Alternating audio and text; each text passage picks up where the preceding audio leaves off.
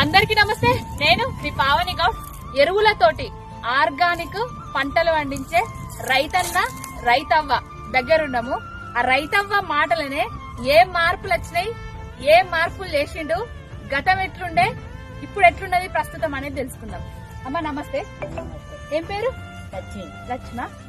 ఎట్లున్నది మరి పాలన? ఏం మాకు కేసీఆర్ ఉన్నప్పుడే మంచిగా ఉన్నది. అంతేనా? రైతు బంధువు గాని, కళ్యాణం లక్ష్మి గాని, అన్ని తీర్ర మాకు మంచిగా ఉంది. అంతేనా? రైతు బీమా బాగుండేది, నీటి సౌకర్యం బాగుండేది, కరెంటు బాగా వచ్చేది, కరెంటు పోయేదే లేకుండే.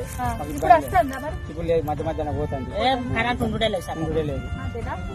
ఇప్పుడు రైతు బంధు ఏకనమే, ఒక ఫసలు వేసారు, ఒకటి ఆడదికి, ఒకటి ఇయ్యలేదు, ఒకటి ఏమంతా బాగాలేదు. అయిన ఉన్నప్పుడే బాగుండే పంటకాలం, చాలా బాగా వస్తున్నాడు. ఆ సబ్సిడీ ఇచ్చిండు రైతుకు, సబ్సిడీ ఇచ్చండి మాకు, అయిన వాళ్ళగానే బతాను.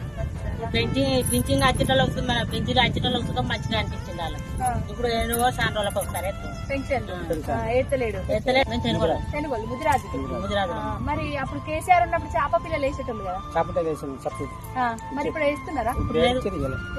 వాహనాలు కూడా ఇచ్చారు కదా? ఇచ్చారు, వాహనాలు ఇచ్చారు. ప్రతి గ్రామానికి 50-60 వాహనాలు ఇచ్చారు కేసీఆర్ ఇచ్చారు. ఇప్పుడేం లేదు, మార్పు మంచిగా కనబడుతుంది. మరి కేసీఆర్కి దండం పెట్టాలి, ఆయన మంచోడు. సుఖంలో కనిపిస్తుంది. ఏలాంటి మండల ఆఫీస్కి పోతే మళ్ళీ పాడినాకలు కావాలంటారు, తిప్పుతారు. ఇప్పుడు ఎన్ని రోజులు అప్లై చేసేది, అప్పుడు ఏది లేదు. కేసీఆర్ పాస్బుక్ చూపిస్తే ఏదైనా కానీ పనులు అయినాయి. ఇప్పుడు మళ్ళీ పానికి పాడినాకలు కావాలి, అది కావాలి, ఇది కావాలని ఇప్పుడు మళ్ళీ మేము అప్లై చేసేస్తున్నాం. ఇప్పుడు మళ్ళీ అప్లై అంటే కేసీఆర్ ఏమో రైతును రాజం చేసిండు. ఇప్పుడు రేవంత్ రెడ్డి వచ్చి జిరాక్స్ సెంటర్ లో పొంటి ఓర్రి నీళ్లు రాకుండా అంతేనా?